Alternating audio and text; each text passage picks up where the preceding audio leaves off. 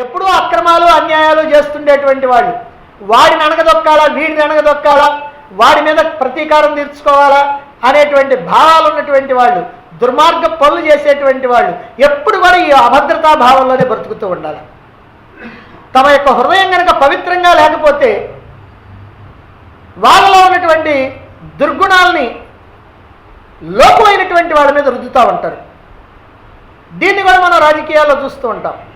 ఏదైనా ఒక కార్యాన్ని నిర్వర్తించినప్పుడు అది కనుక సఫలమైతే నేను చేశాను, ఆ కార్యం కనుక ఏదైనా కనుక విఫలమైతే అది ప్రయోజనాన్ని ఇవ్వకపోతే ఫలాని వాడు నాకు చెప్పి చేయించాడు, అదిగో వాడి మూలాన్నే ఇలా జరిగింది అని అనటం ఇది సర్వసాధారణమైనటువంటి విషయం.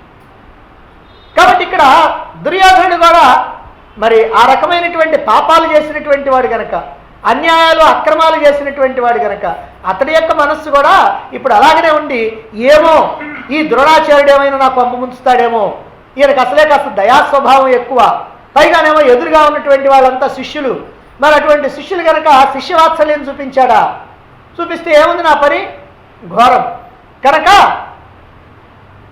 ఏమయ్యా నువ్వు బ్రాహ్మణుడు అయినప్పటికీ దయాస్వభావం కలిగినటువంటి వాడు అయినప్పటికీ వాళ్ళ మీద మాత్రం ఈ రకమైనటువంటి దయని ఏమి చూపించొద్దు అని అంతరార్థంగా అర్థమయ్యేటట్టుగా ఇదిగో ఆయన ఈ మాటని ద్విజోత్తమ అనేటువంటి పదాన్ని ప్రయోగించి ఉండవచ్చు. అయితే ఇక్కడ దుర్యోధనుడు ద్రోణాచార్యుడితో ఏం చెప్పదలుచుకున్నాడు? మనమేం భయపడాల్సినటువంటి పని లేదు. పాండవ సేనలో ఎంతమంది మహావీరులు ఉన్నా, ఎందుకంటే 17 మందిని గురించి ఇంతకుముందు చెప్పాడు, 2 భీమార్జులతో 19 మంది మహావీరులైనటువంటి వాళ్ళు, అక్షౌణులు 7 అక్షౌణుల సైన్యమే, అయినప్పటికీ వీరులు చాలామంది ఉన్నారు అని మీరు అనుకుంటారేమో. ఏం పర్వాలేదు, ఎందుకనంటే మన సేనలో కూడా బ్రహ్మాండమైనటువంటి వాళ్ళు ఉన్నారు అని ఇప్పుడు మన సేనను గురించి చెప్పాలా. అదిగో అందుకోసం ప్రారంభం చేస్తున్నాడు, ద్విజోత్తమాన్ని ప్రారంభం చేస్తూ ఉన్నాడు. మరి తన సేనలో ఉన్నటువంటి వాళ్ళని గురించి ఇలా ఎందుకు చెప్పటం అని అంటే మీరేం భయపడక్కర్లేదండి అని చెప్పటానికి. అయితే ఇంతకీ భయం ద్రోణాచార్యుడికా అసలు దుర్యోధనుడికా? ఇది మనం జాగ్రత్తగా ఆలోచించాలి. ద్రోణాచార్యుడు భయపడతా ఉంటే ఆయన భయాన్ని తీర్చడం కోసం దుర్యోధనుడు పోయాడా, లేకపోతే దుర్యోధనుడికే భయం కలిగితే ఆయన భయాన్ని దాచిపెట్టుకోవటం కోసం అని చెప్పి, వ్యక్తం కాకుండా ఉండటం కోసం అని చెప్పి అదిగో ద్రోణాచార్యుడి దగ్గరికి పోయి ఇలా అసందర్భంగా మాట్లాడుతున్నాడా? ద్రోణాచార్యుడికి ఏ భయము లేదు, హాయిగా యుద్ధరంగంలో నిలబడ్డాడు. ఎందుకనంటే ఆయన సామాన్యమైనటువంటి వీరుడు కాదు, అపూర్వమైనటువంటి అస్త్రశస్త్ర విద్యా నైపుణ్యం కలిగినటువంటి వాడు. ఎంత వృద్ధాప్యంలో ఉన్నప్పటికీ కూడా ఆయన చేతిలో ఉన్నటువంటి పట్టు ఏమీ తగ్గలేదు. అంతేకాదు ఆయన చేతిలో అస్త్రం ఉన్నంత వరకు కూడా ఎదుటి పక్షంలో ఉన్నటువంటి ఎవడు కూడా తనని ఏమీ చేయలేడు. అంతటి మహావీరుడైనటువంటి వాడు. అలా భీష్ముడు అంతే, అలా ద్రోణాచార్యుడు అంతే. భీష్ముడిలో శారీరకమైనటువంటి బలం కూడా ఎక్కువగా ఉంది, ద్రోణాచార్యుడిలో శారీరకమైనటువంటి బలం కాస్త తక్కువగా ఉన్నప్పటికీ కూడా అతడి దగ్గర ఉన్నటువంటి అస్త్ర విద్యా నైపుణ్యం మాత్రం చాలా గొప్పదైనటువంటిది. అంచేత ఆయనకేం భయపడాల్సినటువంటి పని లేదు. అసలు భయపడుతుంది దేనికి? ఒకవేళ ప్రాణం పోద్ది అనే కదా భయపడాల్సింది. ప్రాణం పోవడానికి ఆయన ఎంత చిన్నోడా చిత్తకోడా? ఆయన 400 సంవత్సరాల వయసు ఉన్నటువంటి వాడు. ఏ ప్రాణం పోతే? ఈ విషయం నేనంటాం కాదు, అసలు ద్రోణాచార్యుడే దుర్యోధనుడితో అన్నాడు. దుర్యోధనుడు ఎలాగైనా సరే యుద్ధం చేయాల్సిందే అనేటువంటి కృతనిశ్చయంతో ఉండి ఆ శ్రీకృష్ణుడి యొక్క రాయబారాన్ని చెడగొట్టి పంపించిన తర్వాత ఒక రోజున ఏకాంతంగా దుర్యోధనుడు ద్రోణాచార్యుడి దగ్గరికి వచ్చినప్పుడు ద్రోణాచార్యుడు అంటున్నాడు, నాయనా దుర్యోధన, ఈ యుద్ధం మంచిది కాదు. భీష్ముడు చెప్పాడు, విదురుడు చెప్పాడు, నేను చెప్తున్నాను, కృపాచార్యుడు చెప్తున్నాడు, నీ తండ్రి చెప్తున్నాడు, నీ తల్లి గాంధారి చెప్తున్నది, పెద్దలందరూ కూడా చెప్తున్నారు, ఇది మంచిది కాదు, ఇది నీకు శ్రేయస్సు కాదు, కనుక ఈ యుద్ధాన్ని మానుకో, నీ రాజ్యంతో నువ్వు సుఖించు హాయిగా, వాళ్ళ రాజ్యంతో వాళ్ళు సుఖిస్తారు, కనీసం వాళ్ళు 5 ఊళ్ళు ఇవ్వమన్నారు, 5 ఊళ్ళు ఇచ్చినందువల్ల నీకు పోయేదేమీ లేదు, అలా 5 ఊళ్ళు ఇచ్చేది సరే నువ్వు సంధి చేసుకోవటం చాలా మంచిది. నేను ఇదంతా ఎందుకు చెప్తున్నానంటే మాకు ప్రాణాల మీద ఆశయి కాదు. భీష్ముడు కానీ నేను కానీ మా వయసు 400 సంవత్సరాల వయస్సు కాబట్టి ఇంతవరకు కూడా మేము అనేకమైనటువంటి యజ్ఞయాగాదులు చేశాం, మాకు చేతనైనంతగా దాన ధర్మాలు చేశాం, అనేకమైనటువంటి సత్కార్యాలు చేశాం, అనుభవించవలసినటువంటి సుఖాలు భోగాలన్నీ అనుభవించాం. కానీ నువ్వు వయసులో చిన్నవాడివి, నీవింకా అనుభవించవలసినటువంటి భోగాలు చాలా ఉన్నాయి. అలా భోగాలు అనుభవించడానికి కావాల్సినటువంటి అవకాశాలు కూడా నీకు ఉన్నాయి. అందువల్ల ఈ యుద్ధం ఉండే మాకు మాత్రం మంచిదే. ఎందుకనంటే ఇదిగో ఈ ముసలి దేహాన్ని పోగొట్టుకోవడానికి మాకు ఈ దేహం మంచి అవకాశం. కానీ నీకుండే ఈ దేహాన్ని నువ్వు పోగొట్టుకోకూడదు. నువ్వు ఇంకా అనుభవించాల్సినటువంటివి చాలా ఉన్నాయి. నువ్వు ఇంకా యజ్ఞయాగాదులు చేయాలి, దాన ధర్మాలు చేయాలి, సత్కార్యాలు చేయాలి, ప్రజల్ని చక్కగా పరిపాలన చేయాలి. ఇదంతా నీ మీద ఉంది కనుక నువ్వు బ్రతికుండాలా. నువ్వు ఉంటేనే ఇదంతా జరుగుద్ది. కనుక మేమున్నా పోయినా మాకేం బాధ లేదు. కనుక నీకోసమే మేము ఈ మాటలు చెప్తున్నాం, మా కోసం మాత్రం కాదు అని చెప్పినటువంటి వాడు ఈ ద్రోణాచార్యుడు. మరైతే భయం ఎవరికి? ద్రోణాచార్యుడిగా, ఇప్పుడు దుర్యోధనుడిగా. సరే, దుర్యోధనుడు తన యొక్క భయాన్ని పోగొట్టుకోవటం కోసమే తన సైన్యంలో ఉన్నటువంటి ప్రముఖులైనటువంటి నాయకుల్ని ఇదిగో మీ గుర్తు కోసం చెబుతున్నానండి అని తెలియజేస్తున్నాడు. ద్రోణాచార్యుడు ఏమైనా మర్చిపోయాడా? ఆయనకి ఏమైనా మతిమరుప? ఎందుకు ఆయన గుర్తు చేయటం? చీకట్లో నడిచేటువంటి వాడు, శక్తి లేనటువంటి బలహీనుడైనటువంటి వాడు, మనసులో ఏదన్నా భయం కలగగానే ఆ భయం నుంచి తప్పించుకోవటం కోసమని తనలో తనే వేల వేసుకుంటాడు. బలవంతుడితో శత్రుత్వం వచ్చినప్పుడు బలహీనుడైనటువంటి వాడు ఏం చేస్తాడంటే తనలో ఉన్నటువంటి భయాన్ని పోగొట్టుకోవటం కోసం అని చెప్పి ఆ భార్యనో, ఆ బిడ్డలను, లేకపోతే ఇంకెవరి తల్లిదండ్రులను, లేకపోతే మిత్రులను, ఎవరినో ఒకరిని పిలిచి వాళ్ళతో అంటున్నాడు, నాకేమైనా భయం అయింది వాడంటే లెక్క చదవలేదు, నా సంగతి అసలు తెలియదు వాడికి. వాడే కనుక వచ్చాడో నా దగ్గరికి నేను ఏం చేస్తానో నాకే తెలియదు. వాడిని రాని నా తడాక ఏదో చూపిస్తా అని అంటూ ఉంటాడు. ఇదిగో ఇప్పుడు దుర్మార్గుడైనటువంటి దుర్యోధనుడి యొక్క మనోబలం హరించిపోయేటప్పటికల్లా ఎదుటి సేనలో ఉన్నటువంటి మహావీరులను చూస్తూ వాళ్ళని తలుచుకుంటూ ఉంటే అతనికి నీరసం వస్తూ ఉంది, ఆందోళన కలుగుతూ ఉంది, అలజడి కలుగుతూ ఉంది.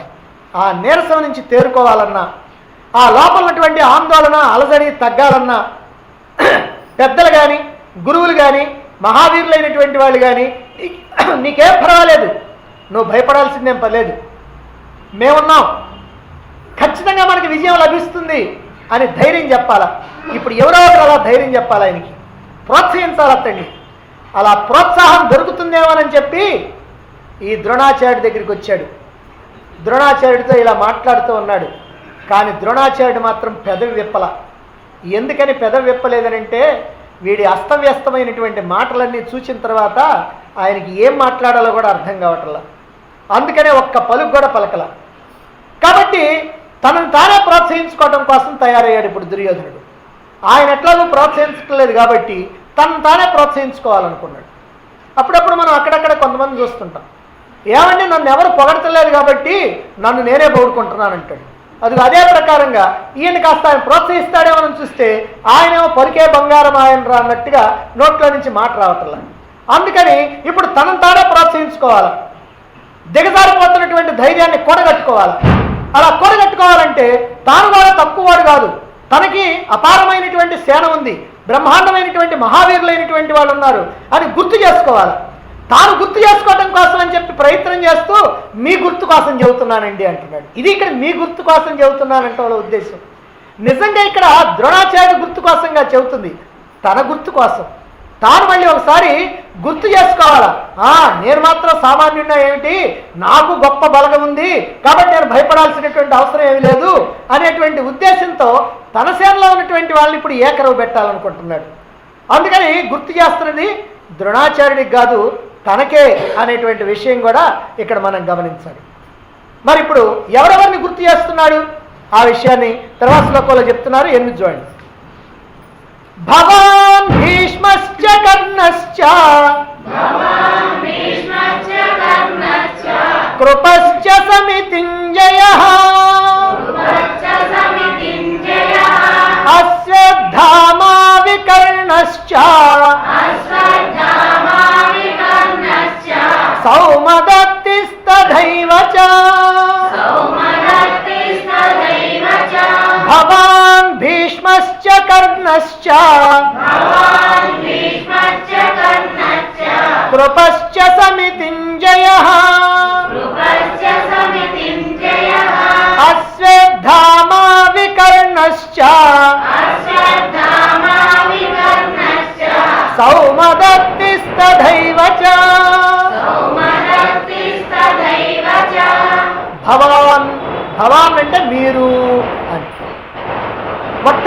ద్రోణాచార్యుని చెప్తున్నాడు, భవాన్ మీరు, భీష్మశ్చ భీష్ముల వారు, కర్ణశ్చ కర్ణుడు, కృపశ్చ సమితింజయ. కృపాచార్యుని చెప్పేటప్పుడు సమితింజయ జయశీలుడైనటువంటి కృపాచార్యుడు అంటే అపజయమే ఎరగనటువంటి కృపాచార్యుడు, అశ్వత్థామ అదిగో మీ కుమారుడైనటువంటి అశ్వత్థామ, వికర్ణశ్చ నా తమ్ముడైనటువంటి వికర్ణుడు, సౌమదత్తి సోమదత్తుడి యొక్క కుమారుడు భూరిశ్రవుడు. ఆయన సోమదత్తుని యొక్క కుమారుడు కనుక సౌమదత్తి అని అన్నారు.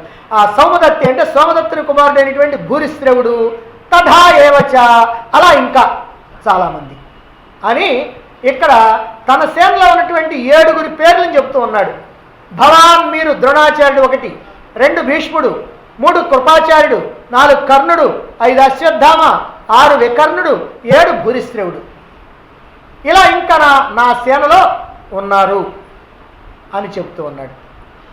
దుర్యోధనుడు తన యొక్క సేనలో ఉన్నటువంటి వీరుల్ని ద్రోణాచార్యుడికి గుర్తు చేస్తున్నానని అనుకుంటూ మొట్టమొదట భవాన్ మీరు అని ద్రోణాచార్యుడినే పేర్కొంటున్నాడు. సర్వసైన్యాలకి అధిపతి భీష్ముడు కదా, కనుక పేర్కొనాల్సింది ముందుగా ఎవరిని? భీష్ముడిని పేర్కొనాలి. మరైతే ద్రోణుడిని చెబుతున్నాడేమిటి? ఇక్కడ ద్రోణుడిని చెప్పడంలో అనేకమైనటువంటి కారణాలు ఉండి ఉండవచ్చు. ఏమిటంటే ఎదురుగా ఉన్నటువంటి ఆచార్యుడికి ఉత్సాహం కలిగించడానికి నాకు మీ మీదనే చాలా గౌరవం అండి, మీ మీదనే నాకు విశ్వాసం ఎక్కువ అని ఆచార్యుడికి ఒక నమ్మకం కలిగించడానికి కావచ్చు. ఎందుకంటే ఎదురుగా ఉన్నటువంటి ఆయన్ని చెప్పకుండా ఇంకొక ఆయన్ని చెబితే ఈయన ఏమైనా అనుకోవచ్చు. అందుకని నాకు మీరంటేనే చాలా ఇష్టం, మీ మీద నాకు చాలా విశ్వాసం ఉంది అనేటువంటి భావాన్ని వ్యక్తం చేయటం కోసమని భవాన్ మీరు అంటూ ముందుగా ద్రోణాచార్యుని పేర్కొని ఉండవచ్చు. ఇక ఎదురుగా ఉన్నటువంటి తనను విడిచిపెట్టి వేరొకరిని కనుక ప్రథమ స్థానంలో కనుక పేర్కొంటే ఆయన యొక్క మనస్సు కష్టపడవచ్చు, లేదా తన మీద కోపం కూడా రావచ్చు. ఎందుకనంటే తనని కాస్త తక్కువ చేసి మాట్లాడితే ఎవరికైనా కోపం వస్తుంది. అందువల్ల ఆయనకి ద్రోణాచార్యుడికి దుర్యోధనుడి మీద కోపం రావచ్చు. ఎందుకనంటే నా పేరు చెప్పకుండా మరొక పేరు చెబుతున్నాడు, నా పేరు తర్వాత చెబుతున్నాడే అనేటువంటి ఉద్దేశంతో అందువల్ల కూడా కావచ్చు. ఇక మూడో విషయం ఏమిటంటే ఇదం శస్త్రం ఇదం శాస్త్రం అని అంటూ శస్త్ర విద్యలోను శాస్త్ర విద్యలోను రెండింటిలో కూడా ద్రోణాచార్యుడు ప్రవీణుడు గనక మొట్టమొదటిగా ఆచార్యుడినే చెప్దాం అనే ఉద్దేశంతో ఆచార్యుడినే చెప్పి ఉండవచ్చు. అంటే ఆచార్యుడి మీద ఉన్నటువంటి గౌరవం, నిజంగా ఆయన తన గురువు కాబట్టి ఆ గురువు మీద ఉన్నటువంటి గౌరవంతో ఇటు శస్త్ర విద్య శాస్త్ర విద్య రెండూ ఉన్నాయి కనుక ఆయన దగ్గర ఆయన గొప్పవాడు అనేటువంటి ఉద్దేశంతో ఆచార్యుడు అనేటువంటి గౌరవంతో ఆయన పేరుని చెప్పుండొచ్చు. ఇక నాలుగో విషయం ఏమిటంటే ఇప్పటి వరకు తవ శిష్యేణ ద్రుపదపుత్రేణ తవ శిష్యేణ అంటూ ద్విజోత్తమ అని అంటూ కాస్త ఆ ద్రోణాచార్యుడికి ఒకరు బాధ కలిగించేటట్టుగా మాట్లాడాడు. తాను పలికినటువంటి పలుకుల్లో ఉన్నటువంటి ఆంతర్యాన్ని ద్రోణాచార్యుడు గ్రహించి తనని అవమానించినట్లుగా భావిస్తాడేమో, అలా భావించటం వల్లనే తనతో ఒక్క మాట కూడా మాట్లాడకుండా ఉన్నాడేమో అని దుర్యోధనుడికి మనస్సులో ఏ మూలనో ఉంటే ఉండవచ్చు. అలా ఉన్నది కనుక తన తప్పును దిద్దుకోవటం కోసమని ఇదిగో ఇలా భవాన్ మీరు అని అంటూ మొట్టమొదటి ఆయన్ని పేర్కొని ఉండవచ్చు. అయా బ్రాహ్మణ శ్రేష్ఠుడా, నువ్వేమైనా నా కొంప ముంచుతావేమో అనేటువంటి ఉద్దేశంతో ఆ ద్విజోత్తమ అన్నాను.